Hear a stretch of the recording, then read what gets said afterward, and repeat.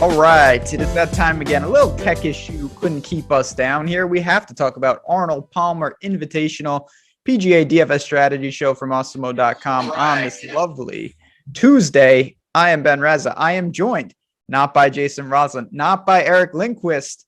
Geoff Ulrich hopped on with me. Friend, it's been a while since you and me have done a two-man show. Yeah. Great tournament to do it, though. I hope you, thanks for hopping on with me. It is good to do it on this event, man. I think the last one we did, it was like the Bermuda Championship or something. And we were getting ready to start NFL lineups or something, if I remember correctly. It's been a while, though. But yeah, man, this is a good week to hop on. And we're like right into that juicy part of the year.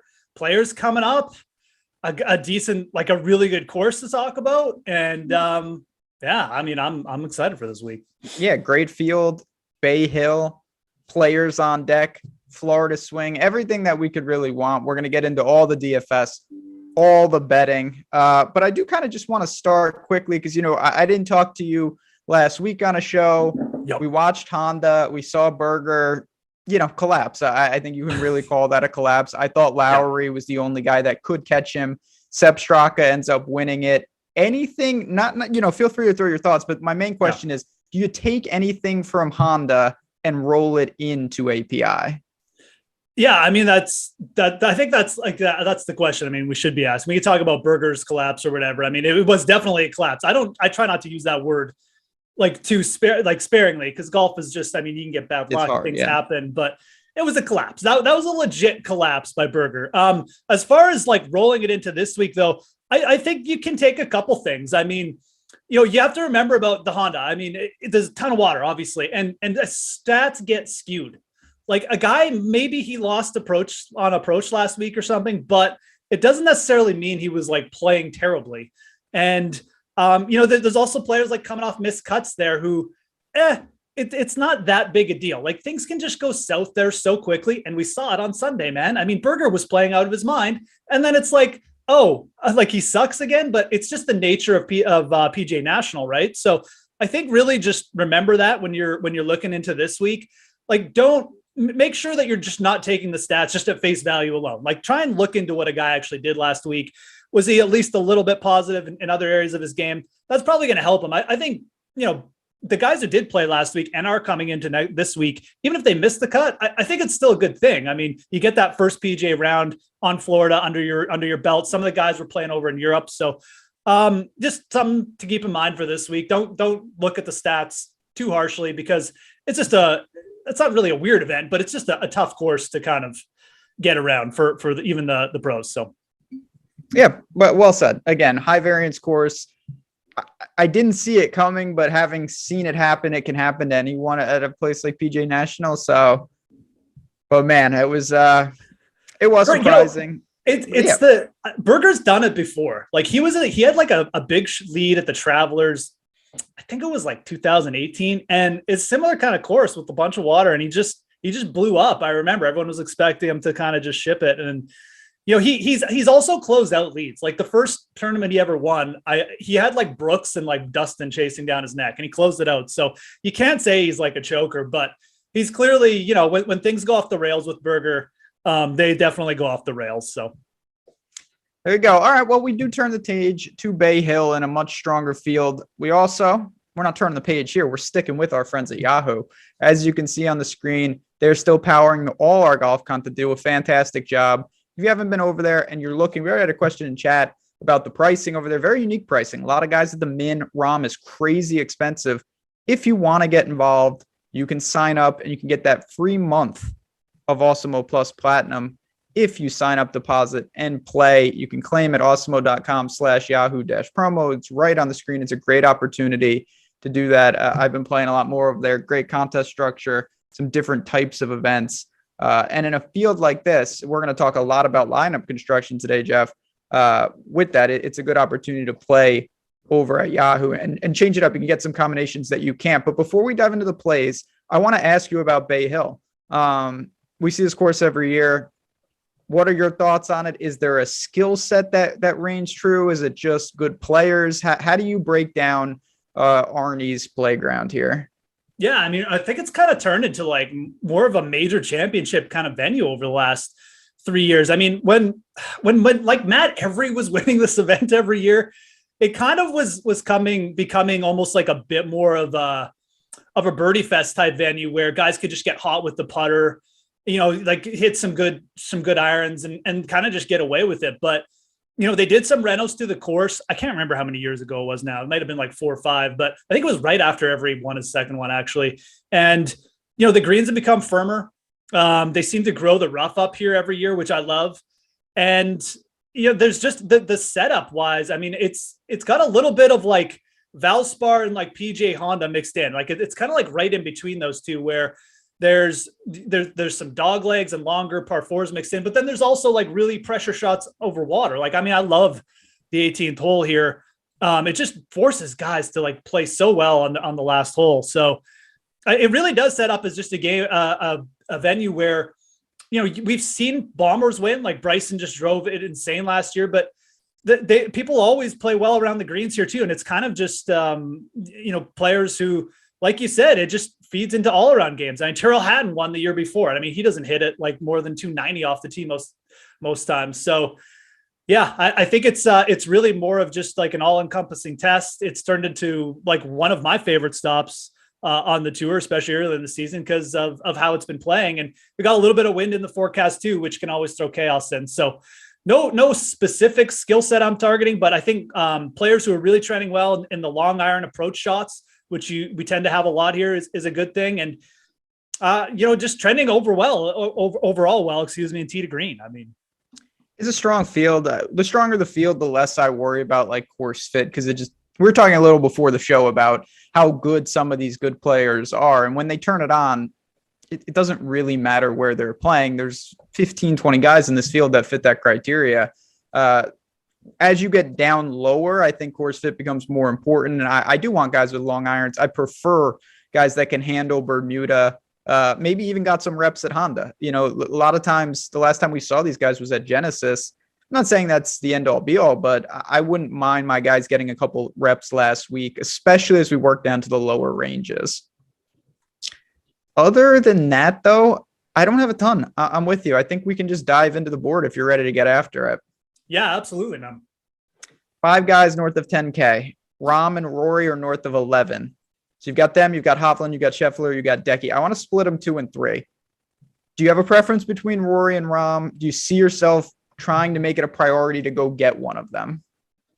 I mean, I really don't have like a huge gap between one of them. I mean, I think you could easily make the argument that with Rahm only $300 more expensive than Rory, you can go get him, but it's pretty hard to just ignore Rory's love for this course. I mean, there's very few events on the tour, Wells Fargo, probably the only one, where Rory just seems to show up with like the like his all around game. We know Rory's going to drive it well off the tee, but the putter can go hot and cold for him, and the around the green game too. I mean, it can kind of come and go, but he just always shows up with that kind of game here with like positive strokes. And I think that's really hard to ignore, especially for a player of his caliber. So, this is one time where I'll probably even give like the slight nod to Rory just based off that fact alone. Rahm's, like I say, he's probably undervalued compared to where he is just in terms of like Rory and even Hovland, but I don't think it's like that big a deal where you need to worry about it. And, with this being an invitational field, a little bit compressed and the guys kind of all warming up this week for the players, I think you go with kind of Rory here. It's a slight lean, but nothing big. But, if you're forcing me to choose right now, I would lean Rory. Yeah, no bad answer here. Certainly we'll see what the ownership and our premium tools say about this as the week matures. Both of them are going to garner serious ownership. I'm not saying this is a huge deal, but one thing I've always kind of wondered with Rahm is he doesn't seem to play as much in Florida. He doesn't play this tournament. I believe he's never played it unless he's never played it. It's weird, isn't it? He's never played it. I'm not sure he's ever played Honda. I believe he hasn't. He's got one appearance at Valspar, and of course he plays in the Players. Yeah.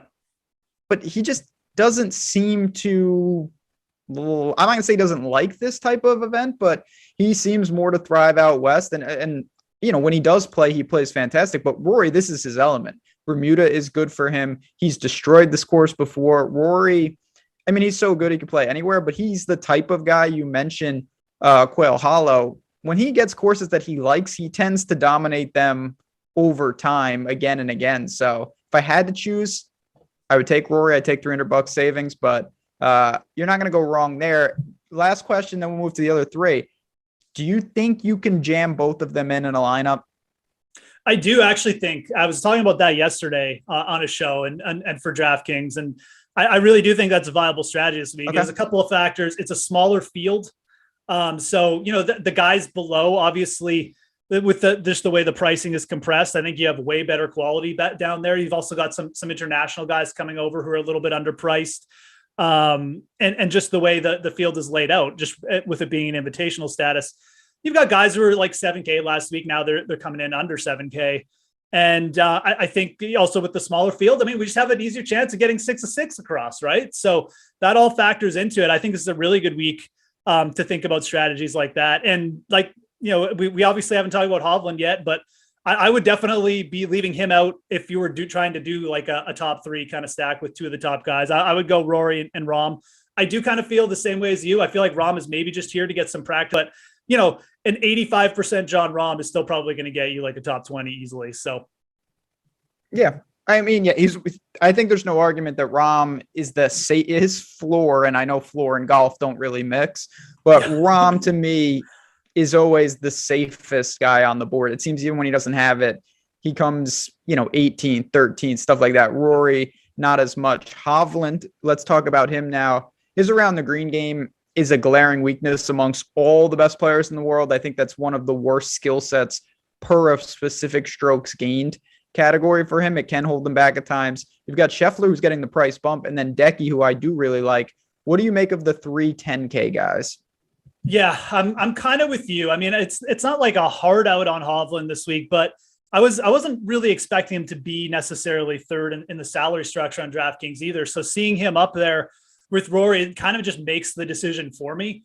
I also have just like memories in the bank from last year. I think it was at Concession where he took like 6 shots around the green or something and blew the lead there. So I don't know if Florida golf necessarily sets up the greatest for Hovland either. The greens tend to be a little bit trickier, right? So, he's kind of the fade for me too. I mean, I like the way the other 2 guys are playing, like especially Scheffler, coming off a win at Phoenix, which again, like there's a lot of water on that course. He handled it great. Played pretty well here. I think it was in 2020. Scheffler was. I think he was in the mix for a while too. So.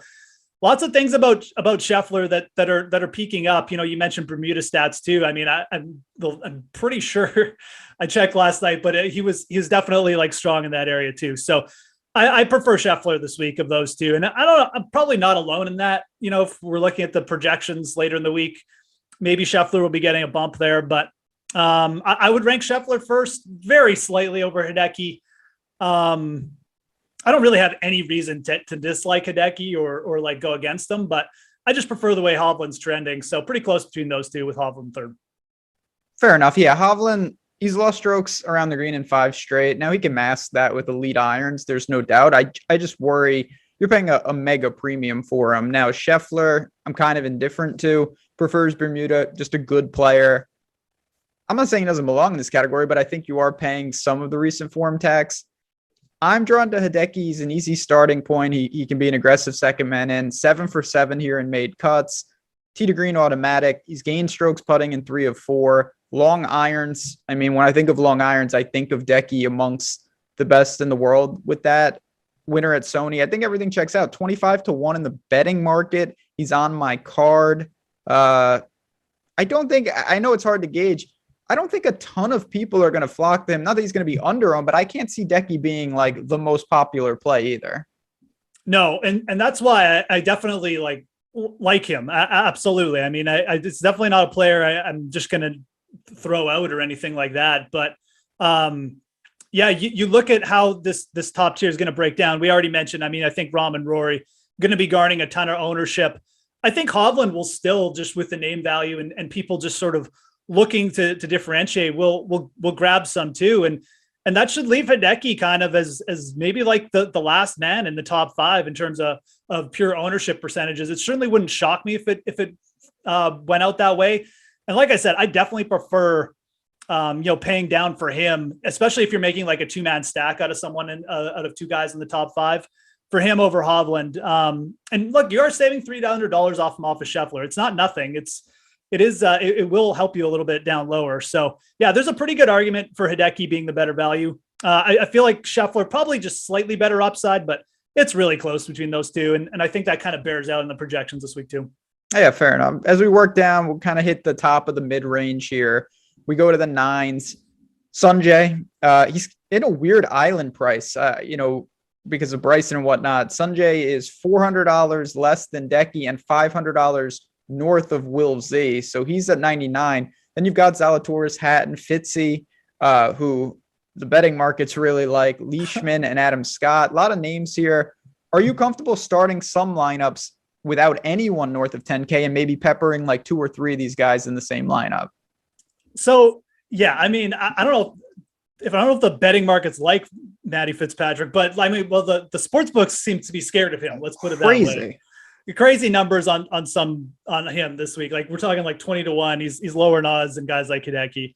So we're talking about that a little bit, but I do think you can definitely, it's viable to start under 10K. Some guys in the chat already throwing out like they're a little bit worried with Rory's irons, and he hasn't looked super sharp to start the year. He started over in Europe, which I don't really like. I hate it when guys start over there.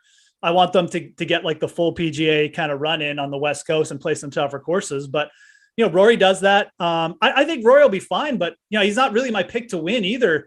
I like this range a lot. And you're right about Sanjay. Like he is, I don't really know what to think about him this week.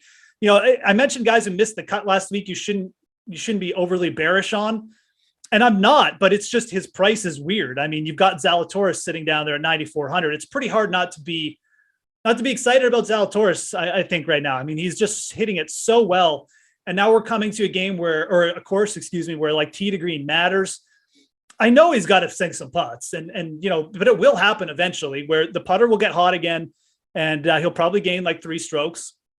Is he going to marry it this week with like the tee to green game? I don't know, but his tee to green game has been fantastic. It's certainly been better than Sanjay's.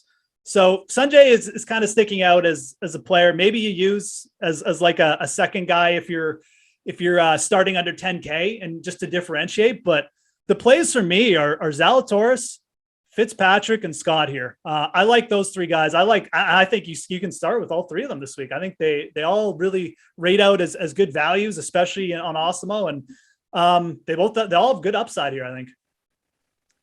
Will Z 10th last year here, dominated tee to green, couldn't putt, story of his young career. But again, he's churning out a lot of those, and it's a pretty appealing price. Fitzy, so he seems fine. It wasn't COVID related. He was just sick. I don't worry about that at all. He's playing great. 6th at Pebble, 10th at Waste Management. He was the runner up here in 2019. He's unbettable, I think, at that number. Yeah. 20. Like he's got as many career PGA Tour wins as you and me. Like, yeah, if you can't get him over 25-1, I mean, you shouldn't bet him. I think Ben and I are together on that. I mean, it's not because I don't like him. It's not because I think he might not win. He's got the talent. It's just you can't bet him at that number.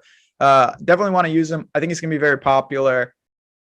I think it's a little too thin to start with him. You're giving up, I think, a little too much in terms of win equity. You could survive, of course, but it's tough. You mentioned Scott. I'm on board. Genesis was good. Long irons are good. Knows what he's doing. Can he flip the putter at times? Sure. But the one guy we didn't really mention is a winner here.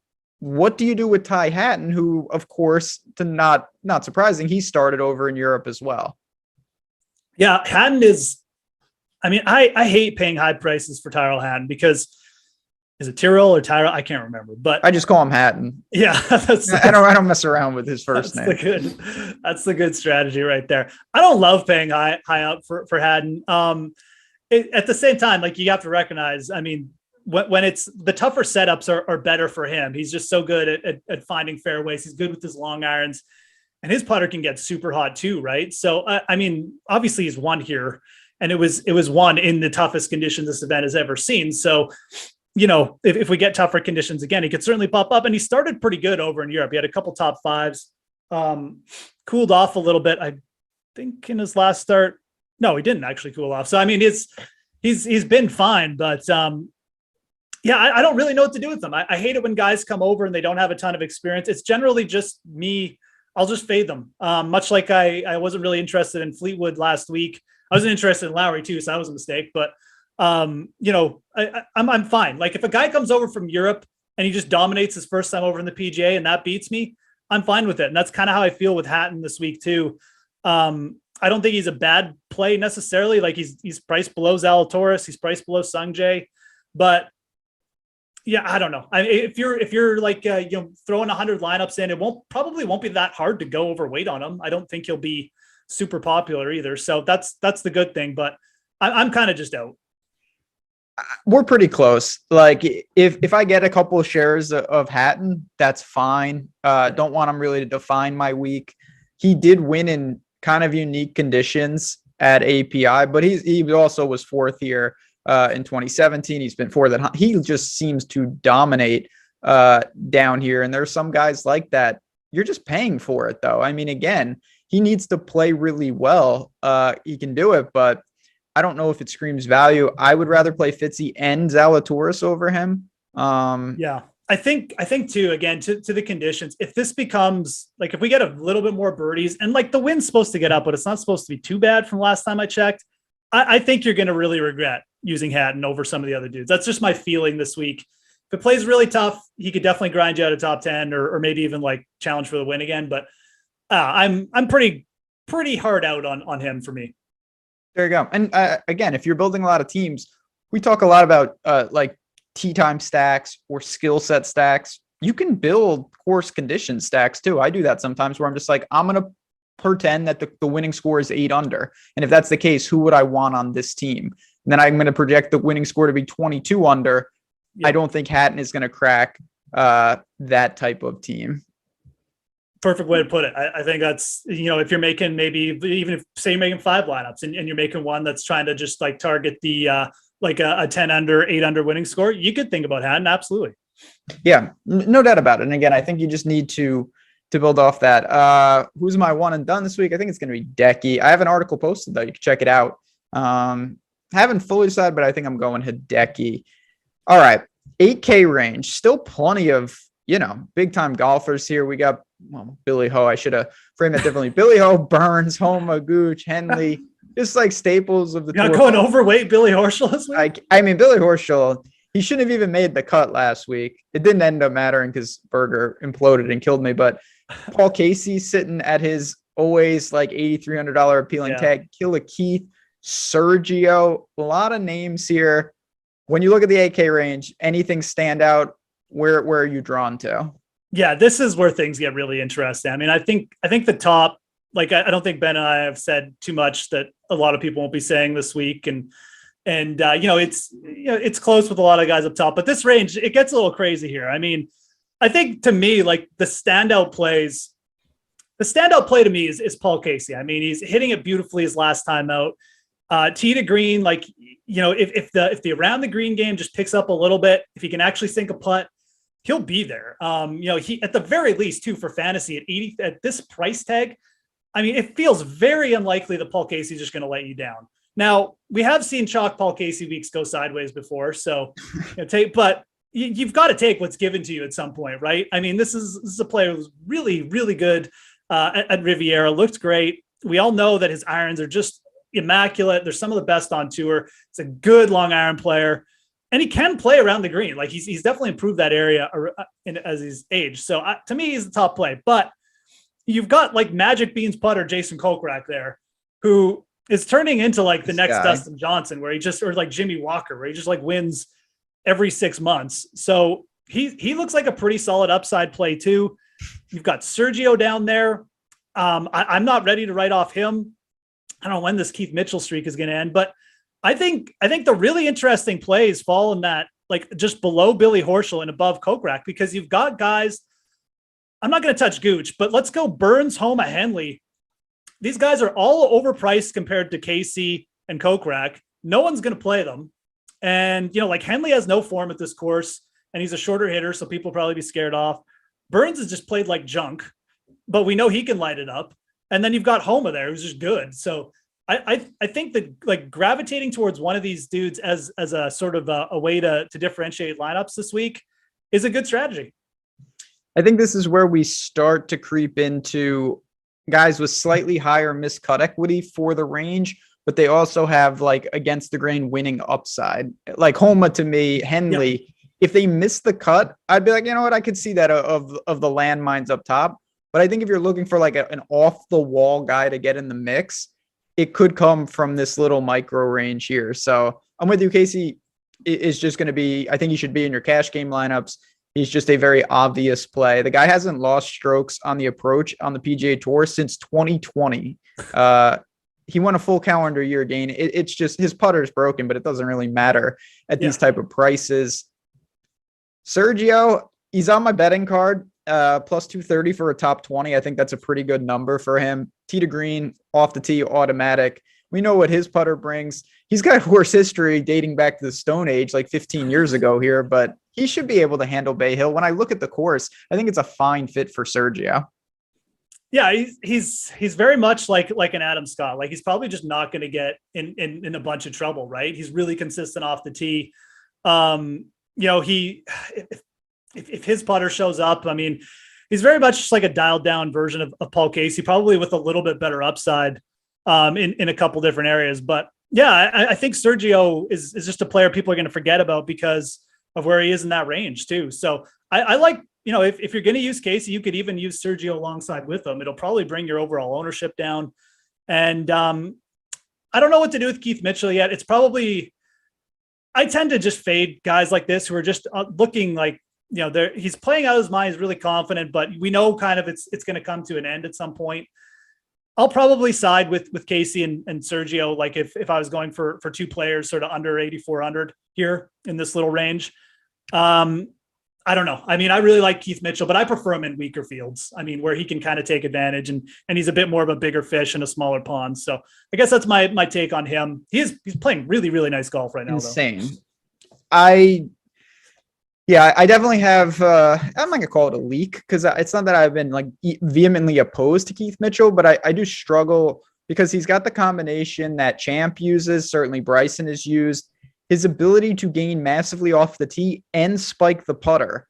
Yep. It's just it's an odd combination. And we've seen it at API.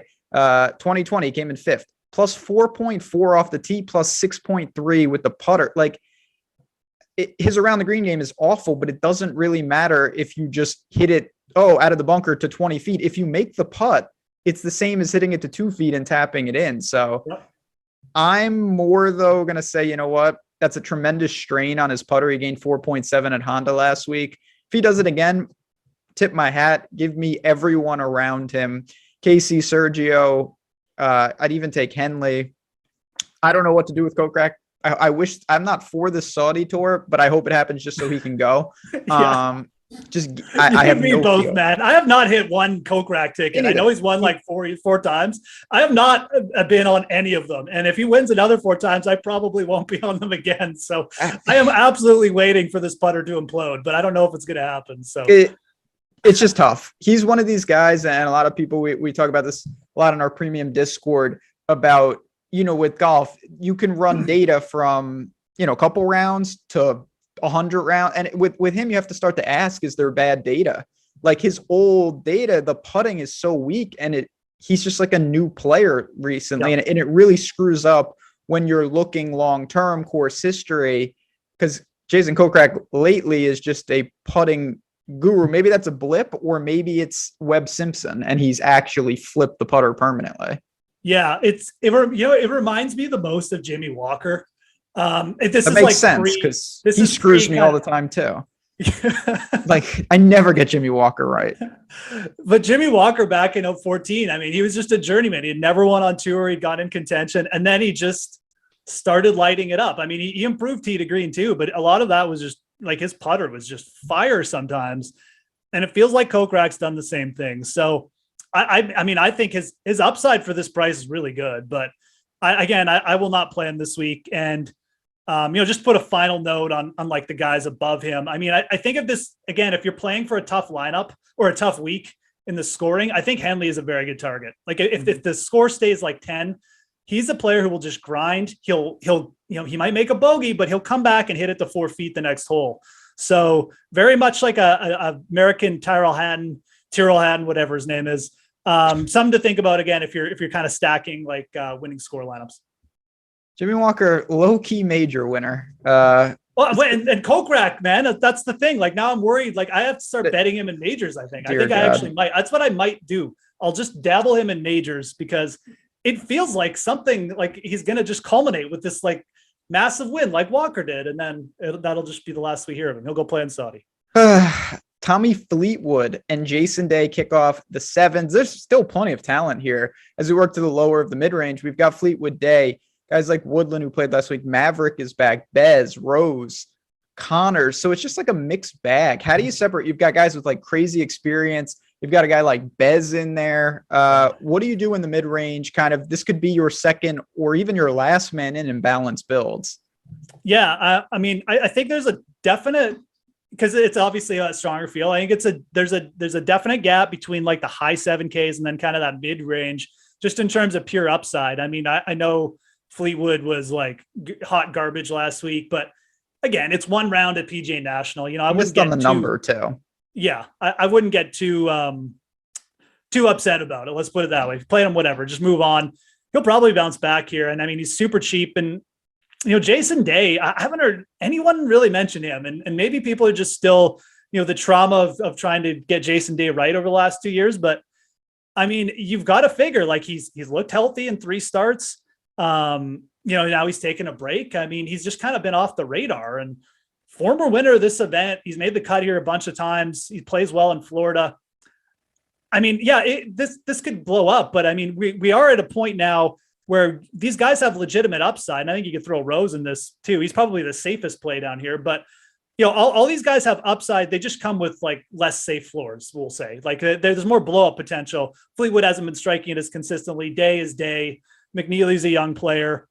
I'm not going to touch Woodland. But the other guys that we've mentioned, I think Day to me might have like the best upside. That putter's looked good. The body's healthy.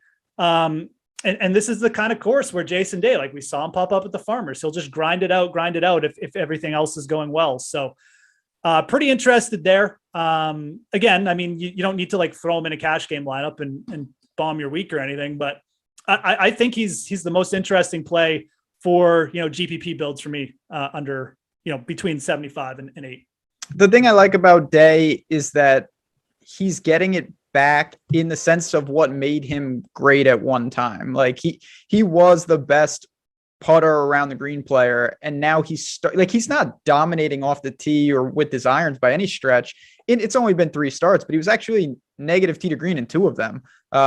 He's been really good around the green. He's been good with the putter, and I think seeing that is more encouraging than seeing something that just screams outlier. I'm pretty much in line with you. No problem with Fleetwood. Bez does what he does. Give me a quick Corey Connors take, because I'm struggling with him. He popped here, really good performance last year. The form has been low-key pretty bad, though. He's missed 3 of 4 cuts. Yeah, it has.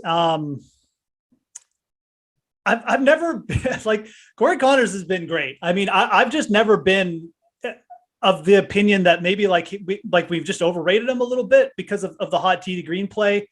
And I mean, you could say, I don't know if it's hot tee to green play or if that's just his baseline, but I feel like maybe this is kind of more like what he is, where he's going to pop and he's obviously got that high end, iron play, but is he going to be able to sustain it? I mean, I'm not overly shocked. Let's put it that way, that he's dipping a little bit just in terms of like most facets of his game. He's not going to get saved by the putter.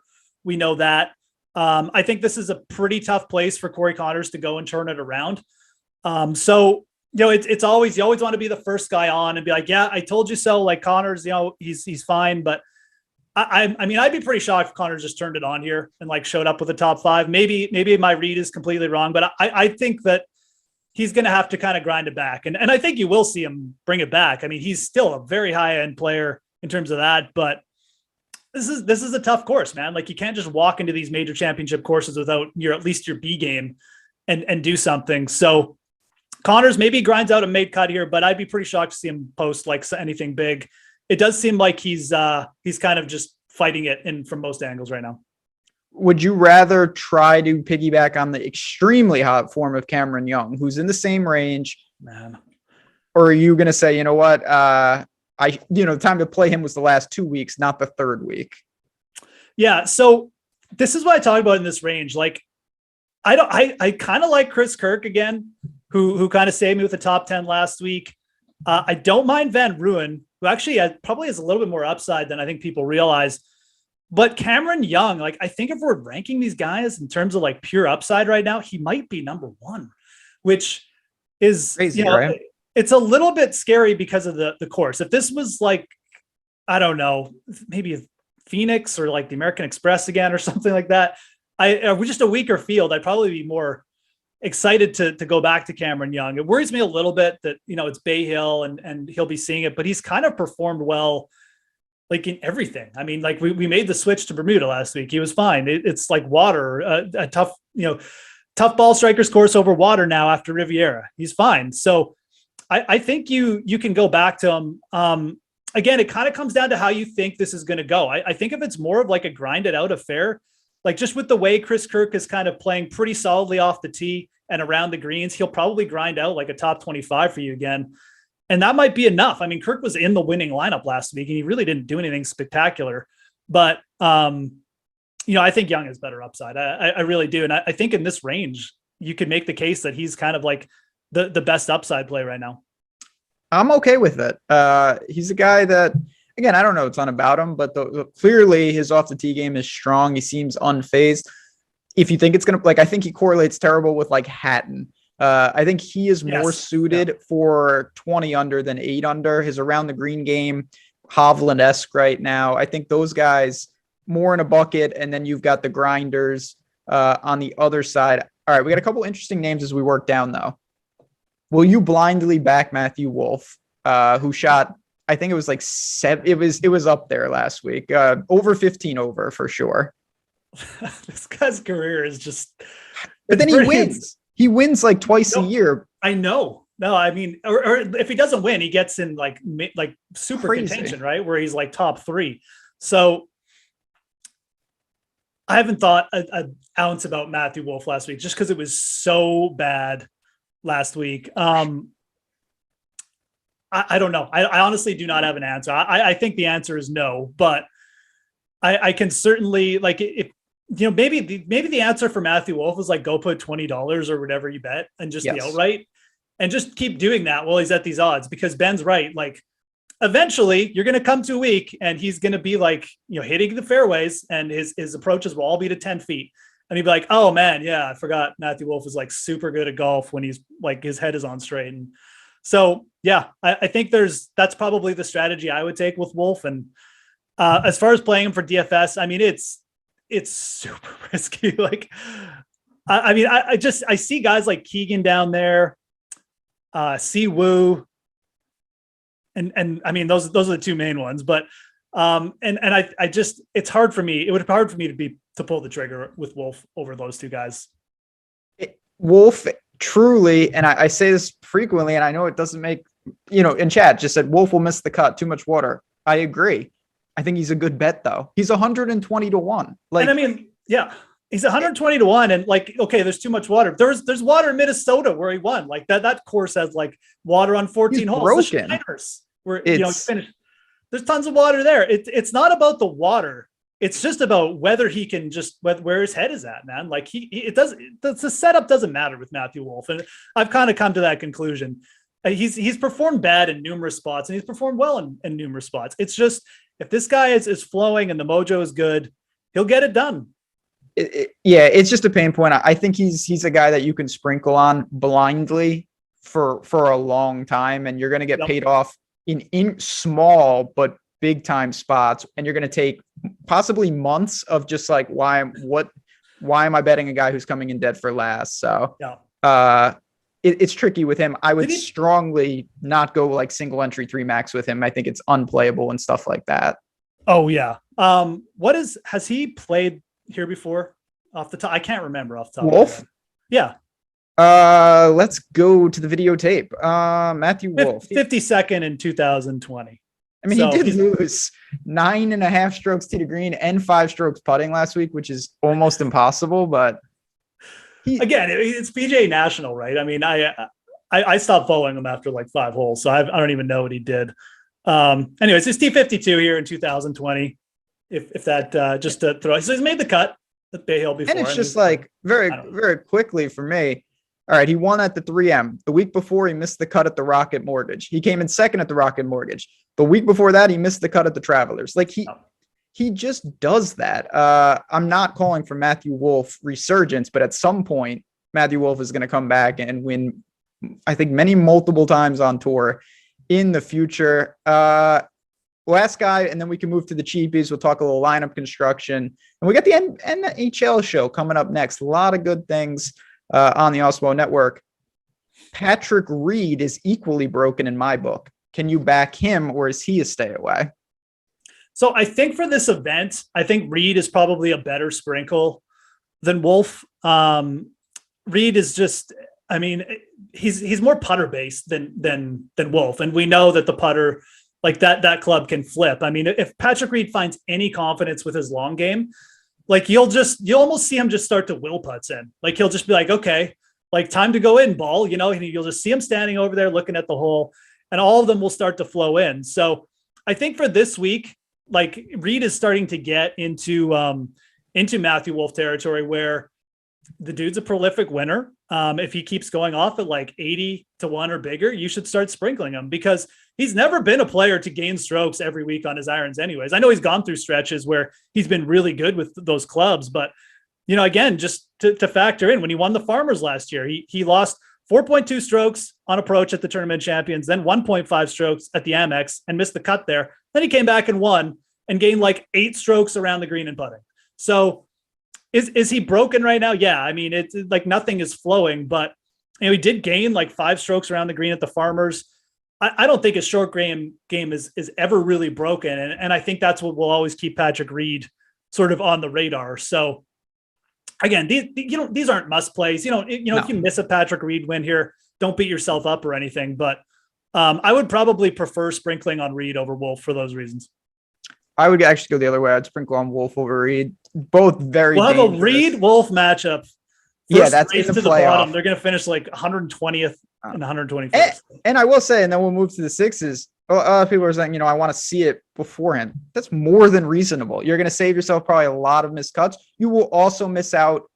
If he plays great, the number will be slashed in half, and the ownership will quintuple in the future weeks. That is a more than reasonable take, though. Let's talk a little lineup construction. It kind of correlates with what I want to do as we work to the cheapies.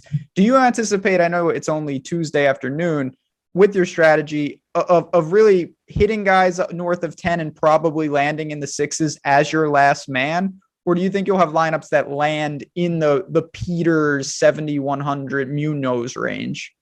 Yeah. So, I mean, I've, obviously still early Tuesday. I've done both, and quite frank, like I kind of like doing both. I mean, I think you should be building both ways this week, because, as we get down into the 7K range or under 7K, like there's numerous players we can discuss that I think are very viable, and maybe even a couple like pretty underpriced, but I like the 9K range. I mean, I definitely think you can start with players there. And if you stack that range, or maybe even just use 2 players there and go to 8K, I mean, you can easily leave yourself just with having to round out with like one bottom 7K guy. So, I think both is the answer. I think if I'm going with the guys I like this week, which is like, the Fitz, Scott, Zalatoris, I'm more prone to the balanced approach. And that leads me to guys like Keegan, maybe Peters, although I'm not necessarily as high in him as other people. But he's definitely got upside. I mean, if Thomas Peters shows up, he could absolutely, he's like the Belgian Matt Wolff. I mean, but he's playing better. He's playing better. I mean, I know he had the missed cut his last time out. Westwood is down there, and the guy I really like is Lucas Glover. So Munoz too is a guy at 7K who's been just smashing the ball lately. So I like that approach, probably slightly better than the kind of the stars and scrubs one we talked about off the start. Give me balance, but again, it's more that I just really higher on the guys in the 9K range, and there's a ton of viable plays down here who I think have really good upside this week.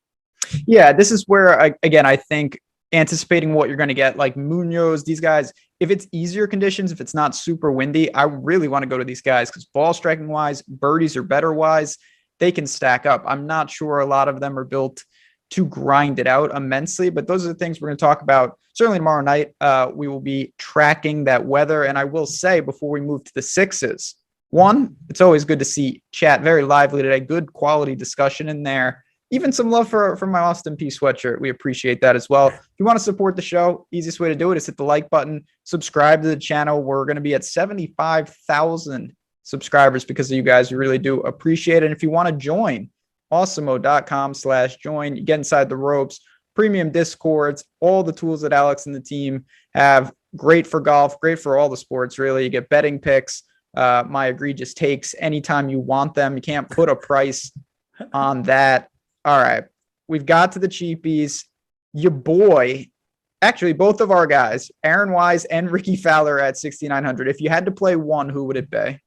So I already bet Ricky Fowler this week. I guess that's my lighting money on fire play. I did a little bit of digging on Ricky, and then this is the first time I've even talked about Ricky Fowler this year, so I feel like it's okay. I haven't really burned a bunch of likely money. Story. I've only done one show with you, so it seems like you talk about it on every show. That's right. I'll have to dig into that after. I know he hasn't done much. He switched putters last week at the Honda. He gained 5 strokes. I like that. Yeah, Ricky is he didn't look good out west. He had this kid and his wife with him out west. Now he's back home.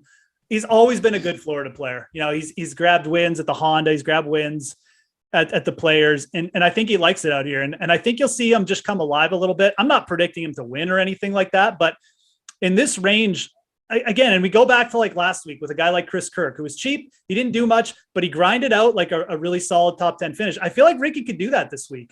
He knows this course extremely well. The around the green game last week wasn't terrible. I mentioned the putting. It's probably not going to look great. I don't think he's going to go out and like blow it out with 6 strokes on approach or anything, but he did gain, strokes on approach over a stroke each of his first 3 starts before the Honda. And I mentioned how the Honda can just skew things, that it wouldn't shock me to see him bounce back with a little bit more positive ball striking. And if the putter stays confident on these Bermuda greens that he loves out here, I think he could very much pay off for you if the tournament is a little bit tougher. And I think a top 15, top 20 is doable. So I prefer him. We mentioned Wise probably over all these guys at 6,900, but it's more of a placing thing. If you're betting him like top 20, I took him for like a top 8 each way, just mainly the main reason I bet. He's 125 to 1. I mean, I don't even remember the last time Ricky Fowler was that big. So I kind of just had to do it, but. Okay. Yeah. I mean, again, I think this is where you're really splitting hairs. I think Aaron Wise is more built for lineups where I anticipate some scoring. He missed another cut on the number. Him and Ricky are always on the number. They may make some cuts, but when they miss the cut, it's always on the number. And then you start getting to just flyers. Higo is down here. Fratelli, guys that are upside, but no consistency. Kanaya, Pat Perez, Aaron Rye is 66. I don't really get that price. He was okay at Honda, and then it really fell apart on the weekend. Yep. Do you see yourself going to guys that maybe we have seen, guys that are talents with no form? How do you anticipate the sixes, and how low do you think you'll go? I mean, I'll go pretty low this week, to be honest. Like Sean O'Hare. I mean, I think he could probably grind you out a made cut if you need to. I don't think you need to do that, but there are I mean, look, your boy Charles down there at 6,100 too, right? Baby. So, late entry Scott Piercy, maybe he'll make a little. I don't know, but there are names down there like Kevin Tway or a Henrik Norlander. We usually see these guys at the very least like 6,500, right? So I talked about the different field and the salary. I mean, it is a week where you want to get crazy, man, and roster a couple dudes. I mean, Paul Barjon is down there. Past the Grey Poupon. I mean, he was obviously 10th at the American Express, right? So I don't know. You don't have to do it, but it's certainly doable this week. I like Danny Willett at 6,400. Just a supremely underrated player for what he's done in his career. Grabbed another win in the fall over on the Euro Tour. Showed up last week, gained 5 strokes ball striking. Would have been probably challenging for a top 20 if it hadn't been for like a third round 77. And really like the way he closed with the 68 on a tough day at the Honda where it's pouring and everyone was just hitting it in the water. So Willett's played here. This is going to be, I think, the 4th year in a row he's played here. Pretty sure he's made the cut the last 2 years, if I remember correctly. I think he's very viable, like as a play down there. And again, the conditions get tough. Danny Willett will grind you out, a top 20. So I like that play. Sam Ryder, another guy I don't mind. I mean, I think that, if we're going under the sort of Ricky Wise range, that's where I'd be gravitating towards right now. He seems pretty confident.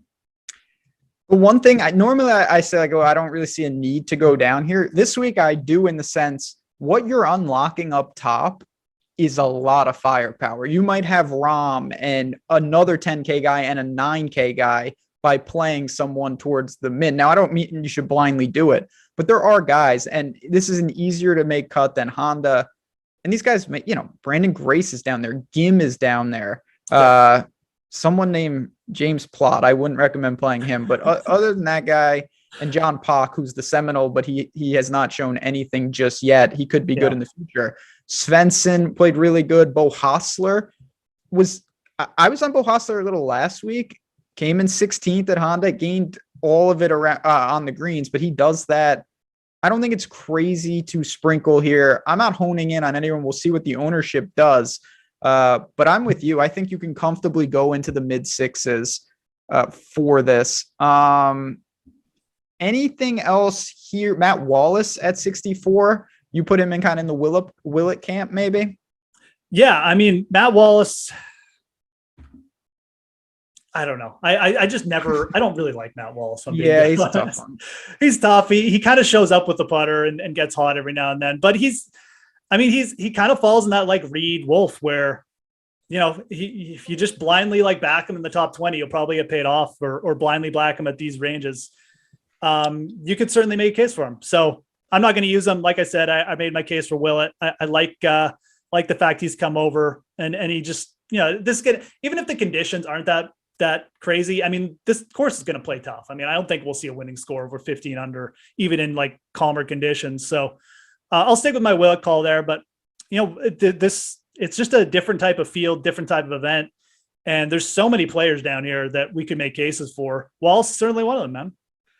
Well said. There you have it. Again, if we didn't get to someone tomorrow night, me and Jason Rosman will be breaking it all down live before lock. If you have questions at The Fantasy Grind, follow Geoff on Twitter at JazzRazDFS. For me, we're out of here. NHL Strategy Show is coming up next. Special thanks to Tyler behind the glass. Does a great job as always. Friends, good luck at API. You'll be seeing me tomorrow night. And until then, enjoy all the content here at Awesemo. We'll talk to you guys soon. Thanks, dude.